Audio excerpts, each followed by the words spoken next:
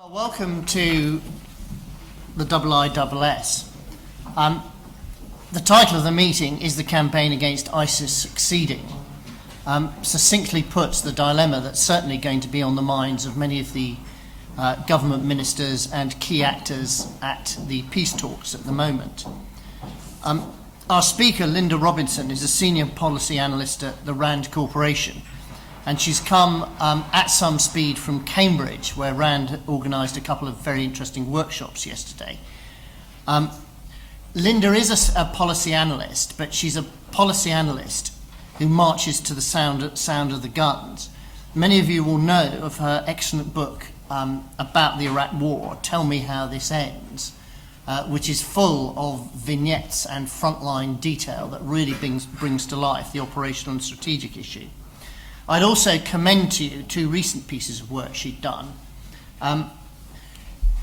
This is on the RAND Corporation website. Lessons from 13 Years of War Point to a Better US Strategy.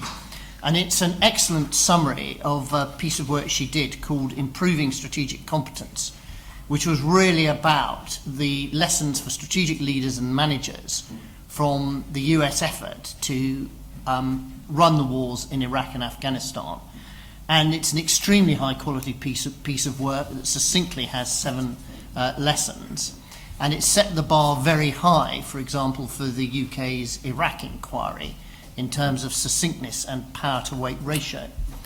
And the same applies to a piece of work she did last year, which was her assessment of the counter-ISIL campaign 1 year after Mosul, which was based on visits to Kuwait and Iraq and Jordan.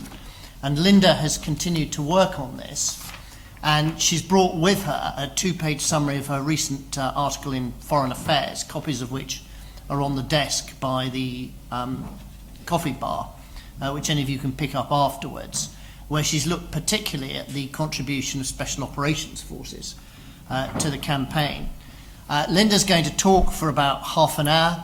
She's got some slides, which I think you'll find quite useful, and then there'll be an opportunity for a wider discussion.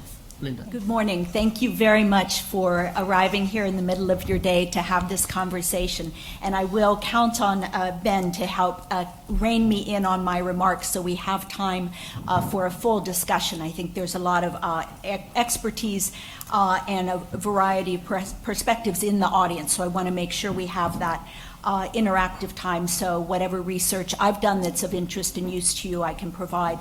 I have a very simple agenda here, and I'm going to move very quickly through the first slides just to kind of orient you to some basics. Many of you may already be familiar, but I want to highlight what I think are the most salient characteristics of ISIL. As Ben mentioned in his very welcome introduction, I've been looking at Iraq for quite a long time, and ISIL, of course, is just the latest manifestation of a series of Sunni-based groups there that we've been dealing with for quite a while. I was in the opening days of Operation Iraqi Freedom, coming up through Kuwait into Basra and then moving up from there through the country. And I was in the British AO for the beginning area of operations in the beginning part of the war.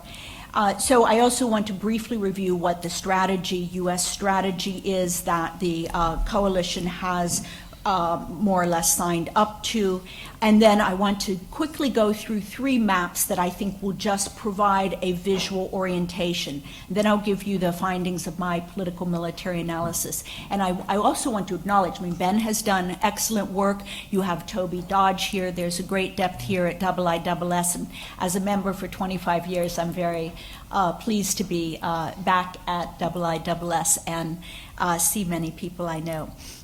And then I will wind up with a few recommendations and try to give what I believe is a kind of nuanced answer to this question of are we succeeding or not. So moving ahead to the ISIL slide very quickly. This is a group that has been underestimated. I think right now people are kind of reckoning with its full potency, but for the first year, I was running a workshop on Iraq the day that Mosul was overrun, and I just distinctly remember there was a sort of core group of people that had been following Iraq, watching the rise of ISIL, watching them move in, and there were predictions, but they weren't really listened to. And I think at this juncture, 18 months on, there's a much greater appreciation now of its, what I would call its twin nature. The leadership is largely Iraqi, and there are Iraqi motivations and Iraqi objectives in addition to the jihadist caliphate objectives. So I think it's important to keep that in mind.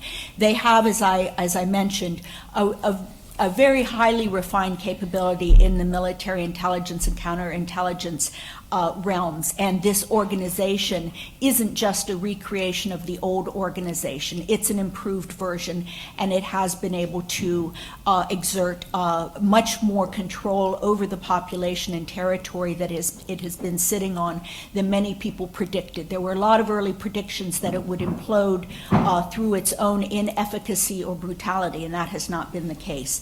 And tactically and operationally, they have innovated some new measures that they didn't before. Of course, the story of Iraq writ large has been always building bigger and better bombs that we call IEDs, but they're just bombs. But there have been much more sophisticated uses of those, much more lethal uses, both offensively and defensively. And as we saw, the emblematic example I use of their agility is when forces were concentrated on Tikrit last year, they simply moved off. It was not a defeat of them. It was a tactical withdrawal, and they simply moved to Ramadi, which had been under siege, and took it over. So they understand that standing and fighting doesn't really give them the best propaganda bang for the buck. If they feel they can't win that fight, they go and attack somewhere else, and that gives them the headlines and increased WASTA as a group that can't be beaten.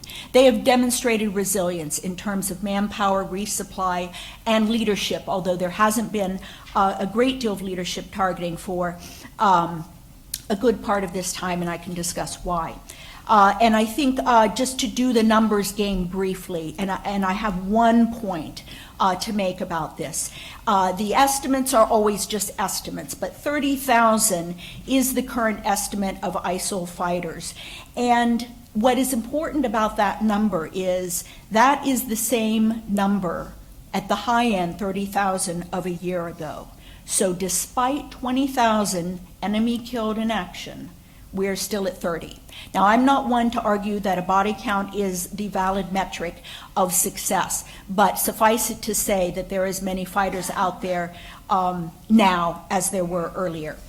And of course, there is a large contingent of foreign fighters, and that foreign fighter element has been generated through some very sophisticated propaganda and recruitment. And we can talk about that more in the Q&A. But that includes things like new innovations in the use of social media and relying very much on encrypted applications. And that is something that the U.S. government, FBI Director Comey, has made an issue of. But frankly, the private sector is pretty dug in on some of the issues involved there, and I don't think we're going to have an easy resolution to that issue.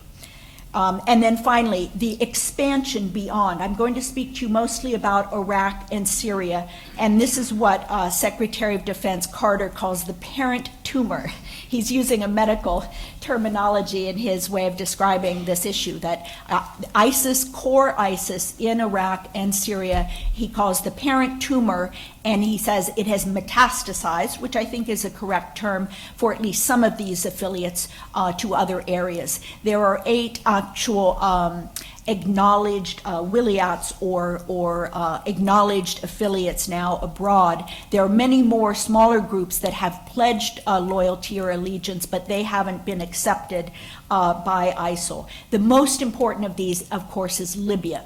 And Libya is one of the affiliates that was deliberately created by ISIL. Some of these other affiliates have come about through opportunistic affiliation as the brand of al-Qaeda has diminished and the brand of ISIL has grown.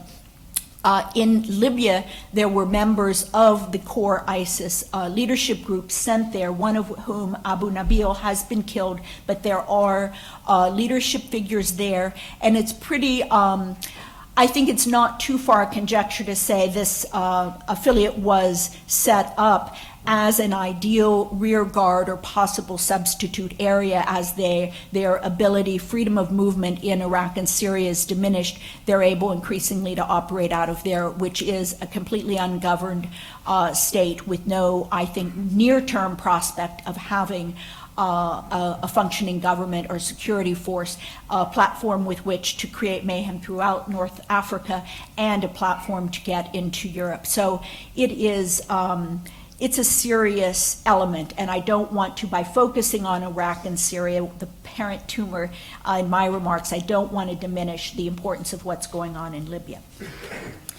To briefly characterize the U.S. strategy, it has 9 lines of effort. And I'm going to focus on the first ones, the political line of effort, and 2 and 3, which are the military lines of effort. And the military lines of effort are to deny safe haven and build partner capacity in Iraq and Syria. And line of effort number 1, I will come back to at the end of my remarks to integrate the political aspects in this. Lines 4 through 7 are really what I call inputs to that central problem. And of course, line 9 is protect the U.S. homeland, which you could almost say that's the overarching objective, but you have to do all of these things in order to prevent ISIL from becoming an active threat to the homeland. So I'm going to go ahead to the 3 maps.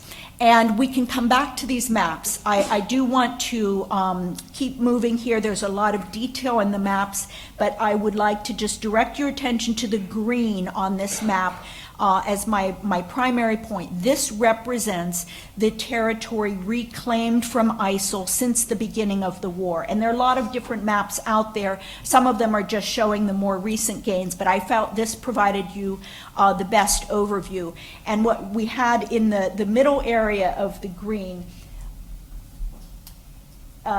is, let's see, excuse me, is that the right? There we go.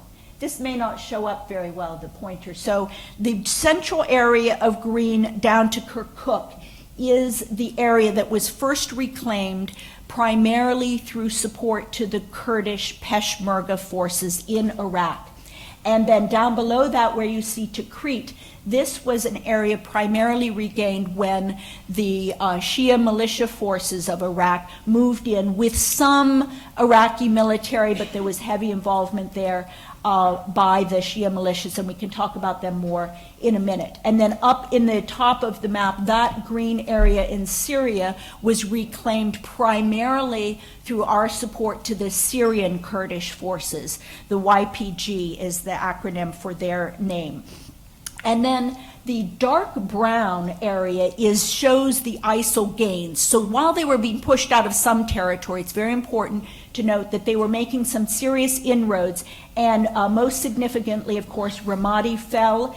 It was just retaken, but it did fall in May. I was there in Iraq right after it fell, and that, I would say, was really the low point, the nadir of this entire experience thus far, because it set back the confidence of the government, the confidence of the military in a very critical way. The other significant movement, ISIL moved west, and it's much larger actually than this brown area here. They moved further to encircle the southern perimeter there, and we have, I think now, a war that has blended from the Western war that had largely been the anti-Assad war. We now have a very mixed soup. I call it a Gordian knot because there's no easy way out of the Syrian part of this conflict. But ISIL moved west, and that is a movement that has not yet been reversed. There were very recently some successes in Iraq, and it began with the Beiji. There was a seesaw battle for Beiji and the Beiji oil refinery, and the Iraqi forces were simply not able to kick out the ISIS forces, and there was a contingent of Iraqi Special Operations Forces marooned up there, and they couldn't get resupply. The only time they had resupply was some aerial drops. There was no one pushing up to rescue them, to help them break out. They suffered enormous casualties, and this partly explained the debacle of Ramadi and why all of the forces left there, because partly the CTS, the Iraqi Special Operations Forces, were concerned that once again they were going to be left holding the bag. And that is one unit. I've spent a lot of time with them since 2003 when they were formed, through their various iterations, and they are a mixed force. Shia, Sunni, Kurd. They have been in the fight. We, the U.S. Special Operations Forces, have consistently trained them, in addition to some other coalitions, SOF. And so they are kind of the glimmer of hope of what right looks like in Iraq if we can get there. But they are just a very small portion of the overall forces. And I've kind of jumped the gun into my next slide here, describing who's where on the Iraqi battlefield. So I'll just quickly note the purple in the top and the orange are the Kurdish forces. And the reason there are two colors is the Kurdish Peshmerga are not a unitary element. For those of you who know, there is the KDP and the PUK, the two Kurdish parties, each of whom have their own rivalrous armed groups. So nothing about Iraq is easy. The yellow area in the middle, as I mentioned, the Shia militia groups are very dominant there, and not only in the clearing operations last year, but they still own a lot of the highways, and they are in essence performing a lot of the hold function now. And that, of course, does not make the Sunni population terribly happy, but again, for the weakness and the lack of other hold forces, that is what is happening. And I will give you some numbers, but I caution all numbers are squishy. 80,000 to 100,000 is the ballpark for these militia groups. And these militia groups go under the umbrella of Popular Mobilization Forces. And I don't want to make your eyes spin around in your head, but it is important to understand that those comprise, the Popular Mobilization Forces include militias that just arose when this latest crisis occurred, and Ayatollah Sistani called for Iraqis to stand up and defend their country. So a lot of mostly Shia men came up under arms and joined these ad hoc groups.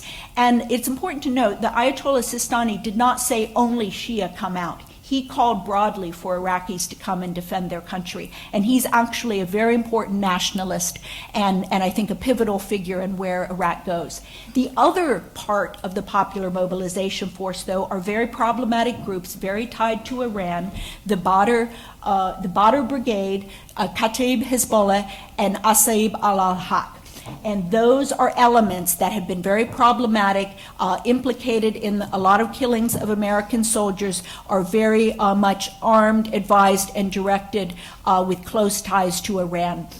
But they're out there on the battlefield, and the views that I received as I went around interviewing people, and including I was in the Joint Operations Center, they have actually representatives in there. So like it or not, they are part of the fabric of the defense of Iraq right now. And that poses some dilemmas, but I will provide you a few conclusions about what I think is the most realistic way to look at the road ahead. And then finally, the green area is the Shia majority area of Iraq, where you have largely the preponderance of Iraqi security forces are there guarding Shia Iraq. So one reason this fight has been so slow is the core interest of the Shia-led government of Baghdad, of course, is to protect its Shia population and up through Baghdad. So there is, again, the numbers on the disposition of forces is very fluid. We have a very hard time even determining who is present for duty in a given unit. But certainly the preponderance of forces are still arrayed there in southern Iraq and central Baghdad. Quickly on Syria, The main thing, as I said before, is there are two fights. The fight of the East is ISIL, and the fight of the West is the anti-Assad fight. And the stars, I selected this map just to bring in the element of Russia and its entry into the war and the airstrikes. And this is dated information, but the pattern has continued. Russia, despite what it says, has been clearly targeting those forces opposing Assad, not ISIL. The very bare minimum of their strikes have been against ISIL, and they clearly intend to create facts on the ground that will shore up Assad and give him control of the key Alawite and highly populated western part of the country. And we can come back to that because, again, it's a very complex situation, and we're not getting, there is one thing from Russia, as I say in my foreign affairs piece, Russia's utility in this Syrian theater from the standpoint of U.S. interest is one thing: pressure Assad to go for a transitional government, because that is what will unlock the Gordian knot. We simply cannot win it by making an alliance with Russia because of ground forces and what the ground forces, i.e. the Syrians, want. And we cannot impose a deal on their heads and expect the center to hold here. So I'd like to now just talk about the main 3 bullet points, and we can go into more details as you are interested. My overall analysis stepped back to look at, well, what are the approaches to this problem? And broadly, they fall into 3 categories: a containment approach, a reliance on the partner ground forces, or a large U.S. or external invasion force. And the U.S. administration has obviously selected that middle road. And I think, broadly speaking, that middle road is the correct one because, first of all, the other 2 are highly problematic. In this type of war, containment is a very dubious and difficult thing to execute. And we've seen that over the first year of low results and what air power has and has not been able to do. And certainly the invasion force, were there even the political appetite to do this, it's highly problematic in that you can achieve military effects, but you can very, very easily create more ISIL recruits, and you certainly have an exit strategy problem because you don't have any hold force. And that's really, I think, unfortunately, still the default option for many traditional military minds is, yes, we can go in with heavy brigades, combat divisions, and we can destroy a city or take a city. But then what is the big question? And President Obama has repeatedly asked that question, then what? So as I say, with bullet number 2, the indigenous ground forces are the key thing. You are not going to be able to take and hold this territory and eject ISIL without that. Now, as I did the detailed analysis of all of these forces on the ground, they all have limited capabilities and they all have varied interests, to some degree divergent with what the U.S. would like, but also among themselves. And I can go through in more detail. One thing I do want to broadcast is that we have put a lot of emphasis on what the Kurdish forces have done, and they have achieved a great deal. Both the Iraqi and Syrian Kurds have achieved a great deal, but they are at the limits of both their interest and their capability. They are not going to go in and retake the Sunni territory, and furthermore, they do not want to. Their interests are an eventual road toward independence, or at least a more solidified autonomous area in the case of Syria. So, and they now have the oil areas of northern Iraq, and that is their gold mine for funding an independent Kurdistan. So we just need to understand, however valiant they are as fighters and how, I mean, they've got terrific PR. They really have become kind of everybody's poster child for this war, but they have their own interests, and it's very important to remember that. So finally, the 3rd bullet is really the meat of this, which is, so while we have had broadly, I believe, the right strategy, the ways and means have been inadequate. So that is why we have not achieved more effect to date with what I believe is the most promising approach. Nothing is ever going to be easy, not in Iraq. Iraq's complex, Syria is even more complex. So I do not want to make this seem simple at all, but we will not get there without more means and more appropriate ways. And this, I think, has been acknowledged in the terms that the administration is using in terms of acceleration of the campaign. And that's where we have been since October. I want to now speak just briefly about the political dilemmas. As I've already signaled, you are not going to get to the end game without more Sunnis in as the hold force in both of these countries.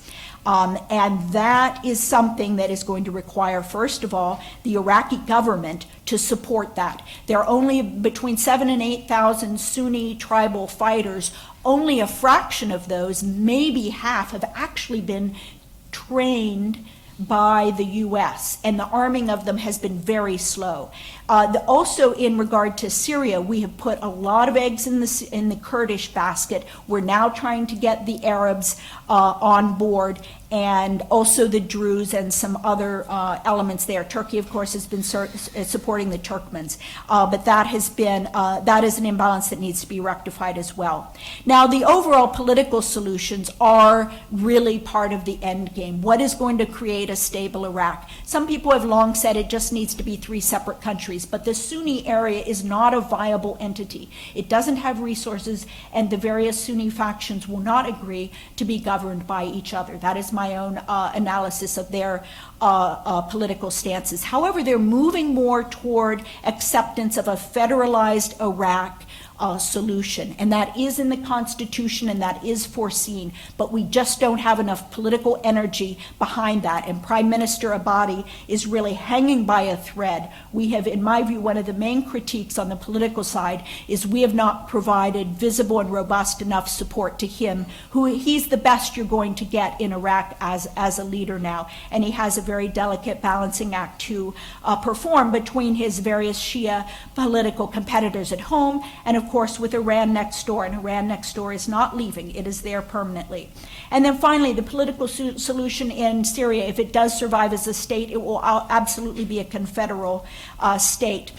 And as I said before, in my view, the Syrian people will not accept Assad's permanence. And so that quest that Secretary Kerry has now reinitiated for a diplomatic solution is the way to go, but it must be backed by, in my view, support to our allies on the ground. Because if you just stand back and let Russia, in support of Assad, clear out that western area, there will be absolutely no incentive for Russia to pressure Assad to agree to a transitional government and make that Geneva formula work.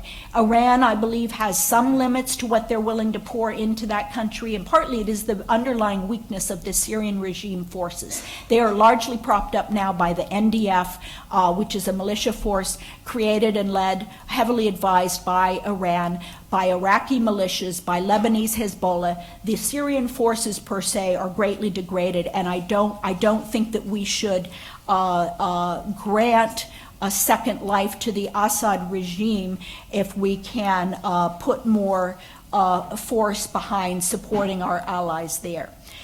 Finally, just to conclude, I think ISIL will continue launching attacks. It is, I think, correct to cite Churchill here and say, we may be at the end of the beginning. And that's the best assessment I can give you. We're at the end of the beginning. The recent gains in Ramadi, the retaking of Ramadi, shows that this was a critical shot in the arm. I don't know that I'd call it a turning point, but it was a critical shot in the arm for the Iraqi security forces, who proved they could retake a city without a major role by the Shia militia forces. They used some new combined arms tactics. They were able to clear heavily mined areas. They're going to take and refine those tactics and use them for the much bigger challenge of Raqqa and Mosul. Mosul will be, I think, the most severe test of the military capability. And then finally, as I want to hit again, we have achieved military victories, Kobani, Sinjar, and Ramadi, largely by destroying those cities. And that is going to create further grievance for Sunni populations unless the money is there to reconstruct those cities and provide adequate relief for the Sunnis. And the Iraqi government is dead broke. So this is a critical piece of the way ahead. And then finally, incorporating Sunni Arabs into not just the fighting force, but trying to map out their role in the Iraq to come. And that is something they are not going to come back into a position of power. They will have to accept their minority status, but unless a place is found for them, this conflict will brew on. I have a number of recommendations, but it basically revolves around doing more, and we can talk about the details of that. But I in no way would say we need combat units on the ground. This is a key test, frankly, of whether the U.S.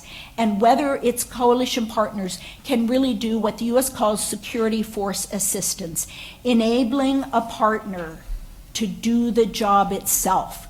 We know the American military, the UK military can go in and create military effects, but are we able to play that more nuanced judo game and help a partner force become truly capable?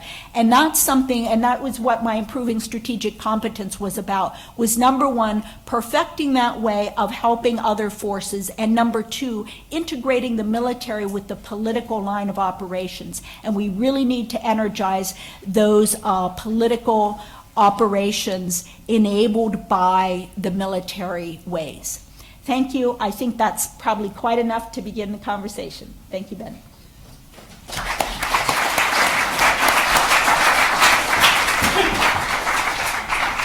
Well, thank you, Linda. We've now got exactly half an hour for a wider discussion. Linda would welcome questions. If you could catch my eye, and I'll call for one of the roving microphones to come to you. And could you please, when you pose the question, identify yourself and the organisation you represent? And given the considerable amount of potential interest, could you please keep your question as short as possible? Okay, gentleman in the front here on the left. Thank you very much. My name is Mehrdad Kamsari. I'm a member of the Institute. My question is just referring to your very last comment, that you said that can we enable our partners to do the job for themselves? Is this a strategy that has to be pursued? Maybe it will work or maybe it won't work. I mean, what does that really mean? Because so far the assistance that has been provided has not been able to do the job. Is it a priority, for example, to try and remove ISIL from all their strategic strongholds, let's say in this current year? Is this considered as a priority? And if removing them from their strategic strongholds is an obvious sign that the war is against them is going to be won, can one just rely on this wishful hope that the local partners, just by simply being enabled in the sense that you said, which wasn't definitive, might achieve what has to be achieved? And if not, for example, can countries like Iran be induced to play a role which is missing in terms of boots on the ground and things like that, options of that nature, now that there is some kind of dialogue with Iran? Okay, well, I think I counted about 5 separate questions there, but there was an overarching theme. Yes, Linda. Thank you. No, that was a very sophisticated commentary, and I didn't dwell on Iran, so I will take that part of your question as well. But I do want to acknowledge there is a lot of skepticism, and certainly as we saw the months go by after the fall of Ramadi and nothing was happening, and people thought, how could you not, why isn't the Iraqi government going to a major city so close to its capital to retake it? But they did retake it, and the signs are the signs are pretty good. Although, as I mentioned, it was a destroyed city. So militarily, that was an important evidence of the fact that we've trained now 17,500 is the round number of Iraqi military forces trained, plus another 2,000 police and about, as I say, 5,000 we've had a hand in some degree of training with the Sunni tribes. So that is not enough, and they are very degraded from what they were when we stopped training them, which was really about 2010. There was a lot of politicization. There's a real leadership and morale issue. So I don't want to pretend it's easy to rebuild the force, but we have now seen the first signs of the last year and a half of effort bear fruit. As I said, Mosul would be much more difficult, and Raqqa, of course, is going to have to be done by non-government forces, the Kurdish Arab Alliance, the SDF, Syrian Democratic Forces, that they're now putting together. But we have had, and what I should say about my recommendations is not just more advisors to help accelerate that and enable those forces, but we have largely we've supplied air support to ground forces, but we have not conducted an intelligence-driven campaign. And you're starting to see more effects from the air now as sources of intelligence are being improved, because that is really going to be, that's a tremendous multiplier of effect. So I think we're now getting to the point where enough of the right things are happening that you will see more effects. Is it a short road? No. Is it going to cost a lot? Yes. Iran is there and is supporting forces and is going to continue to do so. And there has been, we're kind of doing a bank shot in terms of coordinating and deconflicting, because we're working through the Iraqi government. There's no overt coordination between the U.S.-led coalition and Iran. But there's an acknowledgement by everybody out there on the battlefield that they are there, they're a presence, they're going to be. Now, how much interest do they have in going up to Mosul? I don't think very much. And if you look at what Iran's interests are, they've basically secured their interests, which is the border, Baghdad, and probably this buffer zone that is represented by Tikrit and Samarra. And I think that now it's really, and there have been some overtures by the Iranians to some of our advisors on the ground saying, hey, we know you have better contacts with the Sunnis. Can you get them into the act to help do some more?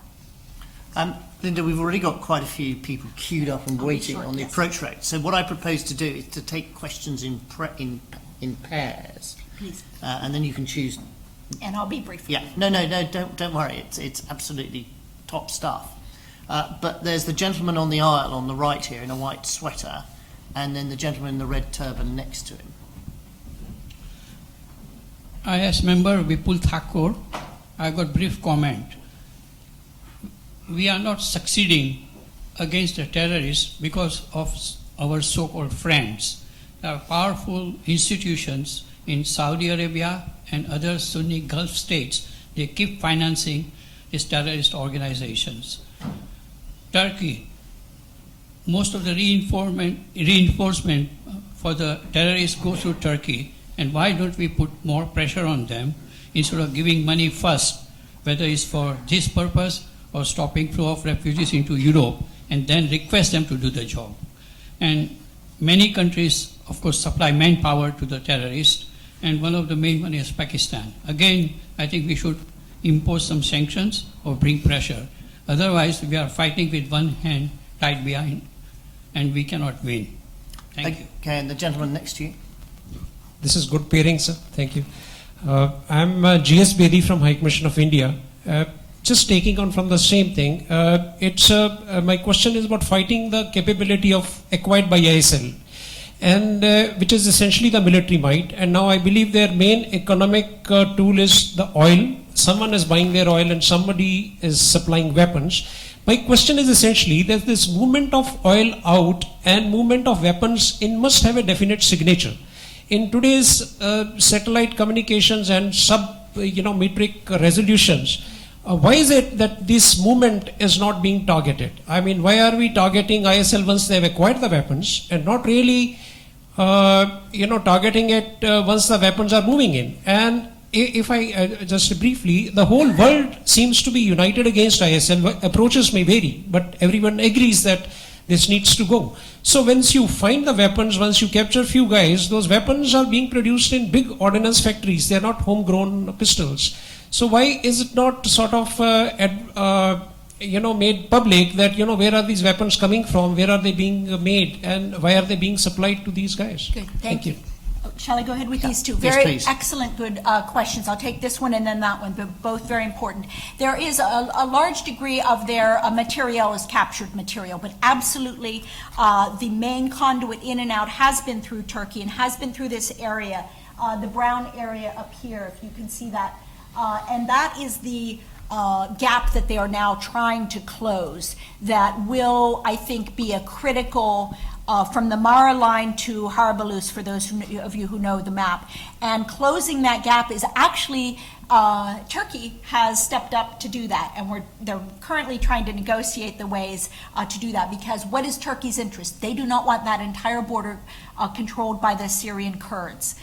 So they are helping to energize an Arab force that will take that border area away from ISIL, and that will shut off their key remaining conduit.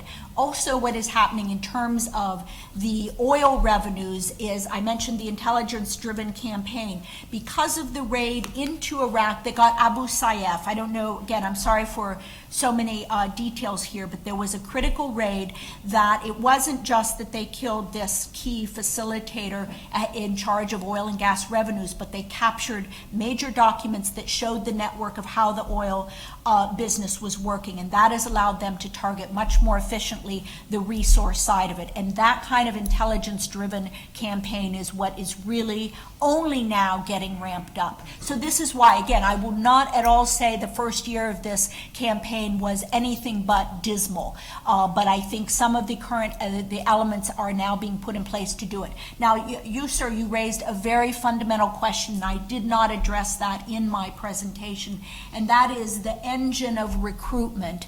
And certainly Saudi Arabia has a role in that, and I know that one element of our strategy is the counter-violent extremism and trying to deter the recruitment. But I do view that as fundamentally the task of the Sunni Muslim community of the world.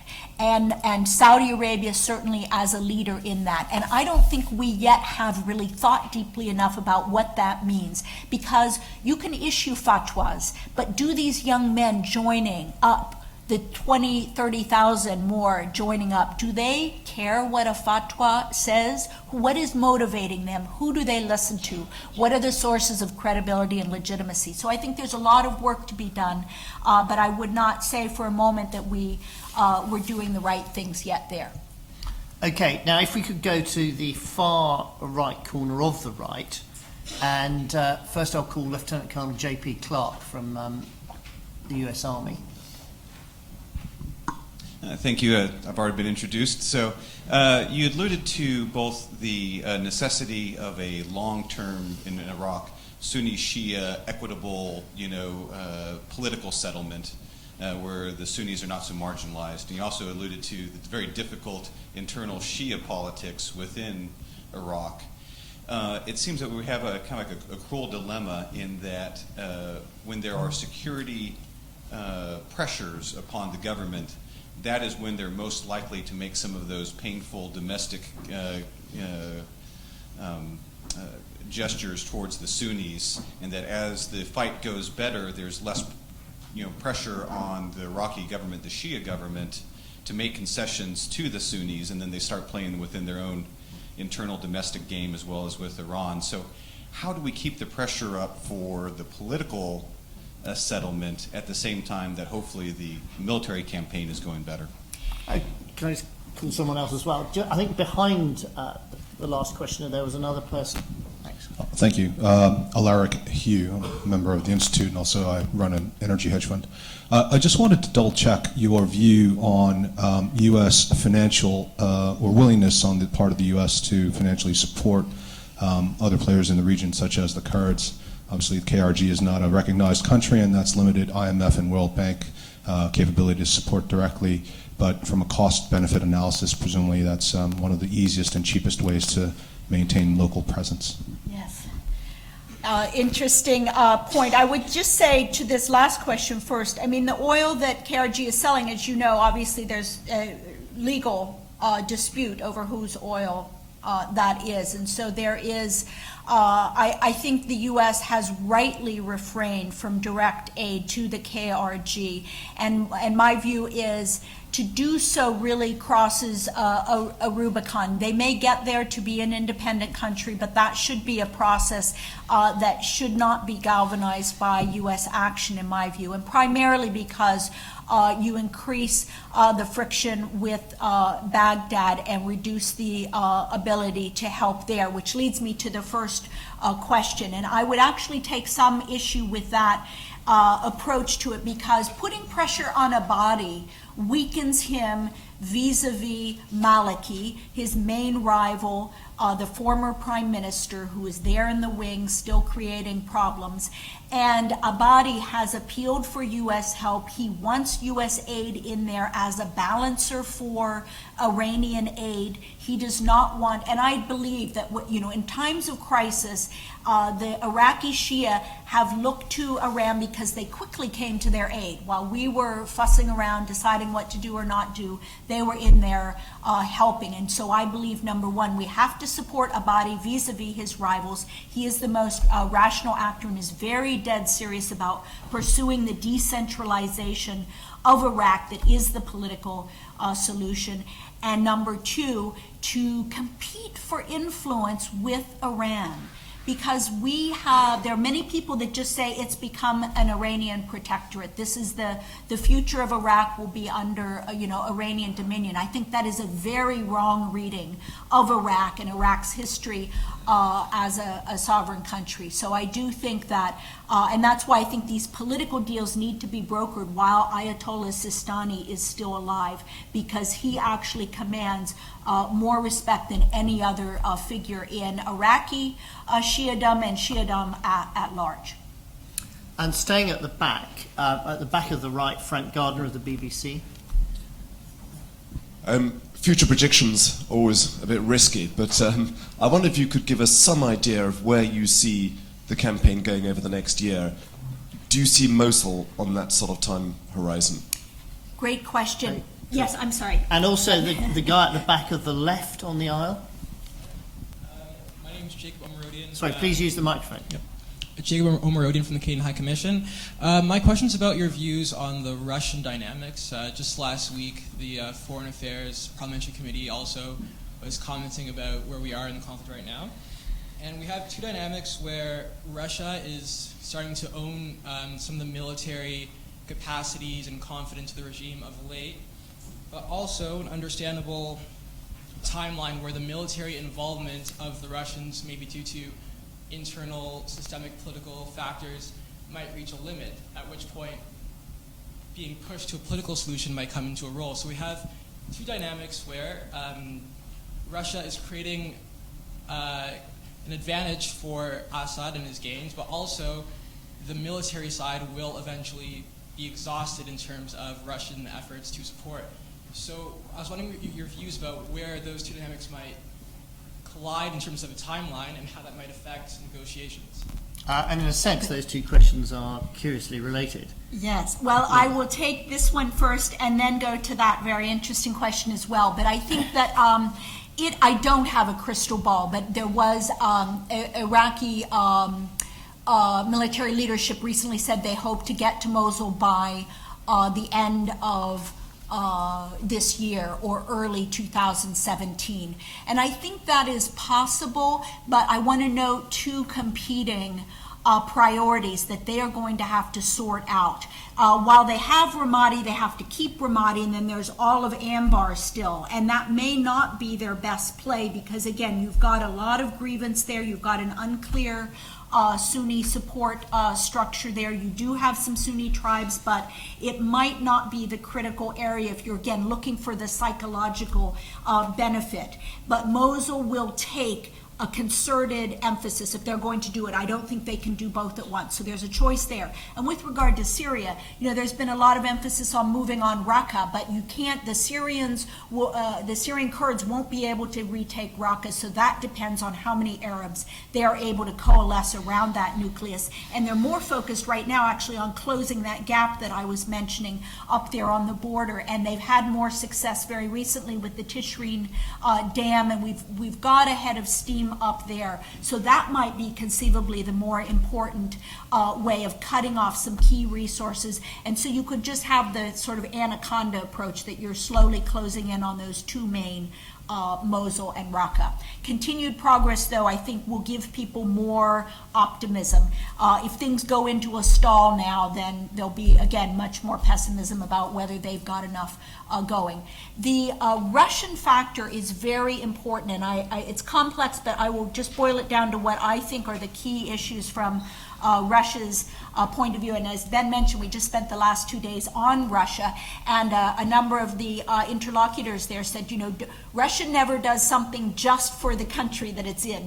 It's got a basic play for influence going on in all of these pieces they're trying to move around on the board. But one thing I'm certain of is Russia has no intention of going into Syria to create another Afghanistan for itself, right? There is a limit to the boots on the ground that they're willing to put in beyond some advisor forces. And as I mentioned, I see their real weakness there with the regime ability to hold ground with what it has. And I think Iran has the very same limitation. They put a lot in, they put money in, they put advisors in, they put equipment in, but they realize there are limits to how many Persians they want on the ground in Syria. So those two countries have a strong interest in an eventual exit strategy that secures their interest. And for Russia, it's the base in Tartus, and it's some degree of influence there. And Iran, it's the land bridge to continue supporting the Lebanese Hezbollah and to not lose face there. So I believe there is a deal there, but there's not a deal there without some pressure that includes, I think, more support to our forces on our proxies and allies on the ground. Linda, thank you. Jiri Rajendran in the middle of the back half of the left-hand block. Thanks very much, Giri, defense economist here at the Institute. I wonder if you could zoom in on a particular part of your presentation. You mentioned the strategy is right, but there's poor implementation of building up the ground partners. Now, you mentioned that the campaign is becoming more intelligence-driven, but I wonder if you can focus in on why is it being so hard to build up the ground partners? Is it mainly a problem on the Iraqi side to do with incentives and morale? Is it a trouble with access? I think you mentioned not so much U.S. access to the Sunni sort of elements of those forces there. So can you sort of break that up and talk about that a little bit more? And finally, have you seen in your research any credible estimates on how much money is going into this from all sides? Estimates of the size of the Mosul economy and so on, YPG, KRG, and so on. Any estimates, any indication of that would be really helpful, if very difficult. Thank you. And on the aisle of the right-hand block, Brooks Newmark, who's at the back. Sorry, can you wait till the microphone reaches Brooks Newmark, a member here and at Oxford. I've spent 10 years traveling to the region. I've probably met in the past 4.5 years at least 35 of the opposition groups within the wider FSA. Looking at things through the lens of Syrians, Syrians look at Assad as the biggest problem. They don't see ISIS. They say, we will deal with ISIS later, but 95% of the civilian deaths today are caused by Assad, with the Russians now in support. So my narrow question regarding that is the best fighters on the ground within the FSA ambit still are Ahrar al-Sham and Jais al-Islam. Yet there seems to be a problem, certainly with the US government, in providing them the support that they need. And my view is it's rather better having them within the tent, pissing out, than moving outside and flaking off to ISIS and Jabhat al-Nusra. Good. Linda. May I, Yeah. please? I'll take both good questions in reverse order. Very good points. And as you know, I mean, Jaish al-Islam has been included in the High Negotiation Committee and Ahrar al-Sham hasn't. And the U.S. has kind of drawn a line saying that Ahrar al-Sham is too radical. But I fundamentally agree with your point of view, and I think the U.S. has moved toward a more realistic position of late. First, they were trying to identify, train, and equip entire units that were pledged to only fight ISIL. You were not going to find that among Syrians, and it was an abysmal failure. And I know General Nagata, who was in charge of that effort, and it was really criteria imposed on him by the policy level, and it was just never going to work. Now there's a much more, I think, flexible approach to say who is willing to serve our ends, but we're not going to put them to that litmus test. And certainly I think Western Syria and the anti-Assad campaign is something we've been supporting, largely through Saudi Arabia and others. But this is something that the U.S. has been supportive of, and I believe that allowing these groups to be decimated on the ground by Russian air power is a terrible blow to U.S. credibility in the minds of the Syrian people, because you are right, their number one grievance is Assad. And that's the Gordian knot of this problem, is we cannot get the ground force we need without understanding their interests and their objectives. And I think that's really the art of this thing. In terms of, I would be happy to correspond with you about the aid figures, but I did skip over the key part of my analysis, and you've rightly asked me about this. We have had too few advisors constrained. It's not just numbers. The advisors have been constrained geographically, and they've been constrained by echelon. And in order to have an effective advisory, and this, I've spent a lot of time studying this, and when advisory missions are most effective is when they are able to provide advice at every echelon of the organization in a consistent and persistent way. Now, unfortunately, in the U.S., the debate got really hung up on JTACs, Joint Terminal Air Controllers, the guys that call in the airstrikes on the ground. There are multiple ways to go about that, and I do believe I'm very much in favor of continuing a precise air campaign. Carpet bombing doesn't get you anywhere to challenge one of our presidential candidates. But that is a tactical and minor issue. It is very important to have the right advisory configuration. The other key point is our materiel, our support, our system, the U.S. system for supplying materiel to forces is not a wartime system. It's a 2-year pipeline. It has to be revised. We have really been, and this is partly why they've gone to Iran. They've gone to other countries. They've gone to Russia. We can't even get our production lines for Humvees, which they badly need, ramped up to supply what we've agreed to provide them. So, and I understand the army disintegrated, it was politicized, and I know there are a lot of people saying we put enough money into that rat hole, let's not do it. But we long-term have an interest in Iraq, and it is a major country in the region. And I've said from the beginning, I think a long-term relationship there is very much in the U.S. interest. But we can talk more about numbers if you'd like. Okay, well, time marches on, and I've got at least 5 potential questioners. So, Linda, if we may, are we prepared to take a salvo of 3 questions at once? All you want. On condition the questioners are very short and succinct. And there's the gentleman here in the bright blue sweater. Daniel Porter, member of the Institute and student at King's College London. What I picked up on largely was the fact that ISIS aren't really witnessing a net loss in their forces, especially with around 1,000 being recruited each month. And just in line with what you were saying about how it really comes down to the Sunni populations worldwide to counter radicalization, how far do you think, precisely in Britain, we can work in line with Sunni populations, perhaps through prevent programs, and how specifically can we really implement that from a bottom-up level successfully? Okay, thank you. And then there's a lady just behind him. Hello, I'm Ali Ayoub with the Chinar Group. Great presentation, thank you very much for that. I guess I had a quick point and then a question. First was, we haven't had very great success with leaders who've been toppled, be they in Iraq or Libya, with regards to grey zones that have been created. So just wanted us to all have in the back of our mind what would a post-Assad regime actually look like. And secondly, with regards to, you rightly raised that, in terms of ISIL, the core group of fighters at the moment are either Iraqi, which I read to be as former Ba'athist, perhaps, Iraqi Ba'athists, as well as jihadists. Of the Ba'athists who would have been trained in the military, is there any sort of a program that could be built to try and perhaps reintegrate them, be it through utilizing psych ops or information operations in order to draw them back in?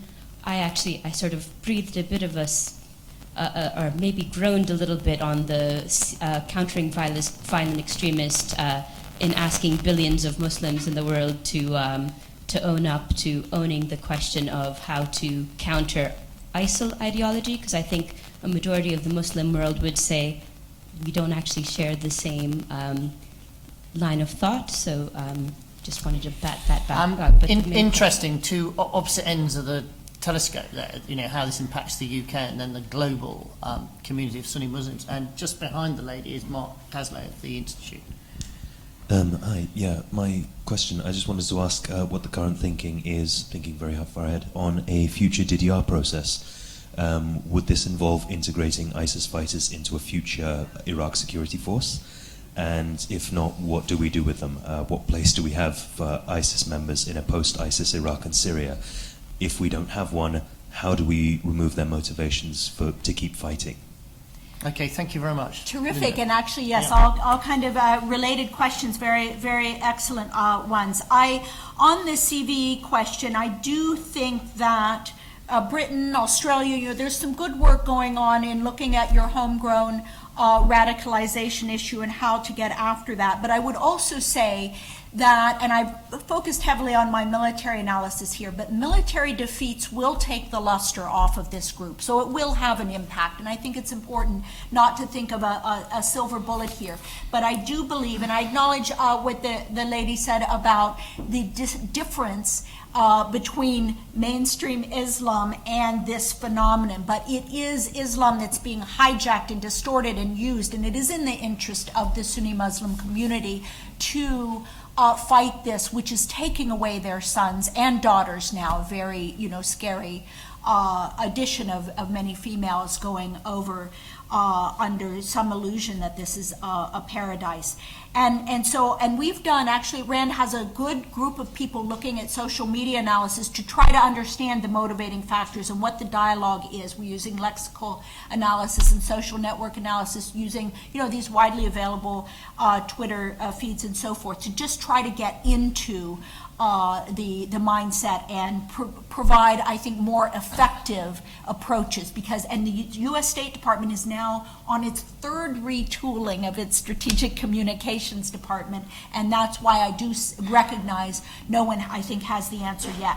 On the post-Assad regime, the Geneva formula is you get to a transitional government, and then you get to elections, and then you get to the new shape of Syria, which could be confederal or it could be micro-states. I mean, I think that really it's going to be very, very hard to put Syria back together. But in my view, you get the Gordian knot cut as soon as you get Assad moved off. And even if it's an acceptable figure to reach a diplomatic agreement among all of these parties, and Iran and Russia are the two parties in a position to pressure Assad. They absolutely can achieve this, and that is why I think we shouldn't go as beggars to these countries. We need to have enough muscle to say, this is in your interest, how do we get there? And I'm very hopeful that there'll be sustained energy behind that diplomatic initiative. And DDR, finally, and this blends into your other question, the hardcore leadership is really hardcore now of ISIL. These people... I don't know if you sampled any of this atrocious YouTube material they put out, but this is, the leadership is probably beyond redemption. But however, you have a 30,000 man force, and certainly many of these are motivated by local grievances, and they can be go successfully, I think, through a DDR process. And I think certainly some of these foreign fighters are people off on adventures, and they also can be successfully reintegrated. So I think there's a very clear distinction between the top hardcore leadership and the mass fighters. I think a particularly difficult question for many governments whose citizens have been to the Islamic State and then come back is discerning whether they've come back for ulterior purposes or whether actually they've had enough and the adventure hasn't been turned out as they would have liked it. Linda, have you time for two more questions? Yes, sure. I think there were two questions in the middle of the front left. There was a lady and a gentleman. Can you catch my eye or catch the microphone bearer's eye? There's certainly one gentleman there. Yes, thank you. Peter Asprey, Member Institute. Can you just, you talk about our ends. Do we have a clear idea yet of what our ends are? And if we don't, can you just rehearse the arguments against containment? You know, metaphorically putting a chain link fence around the area and waiting to see what for shapes to emerge. Thank you. Okay, and is there anyone else who I've missed? Yeah, gentleman right here on the right of the front row.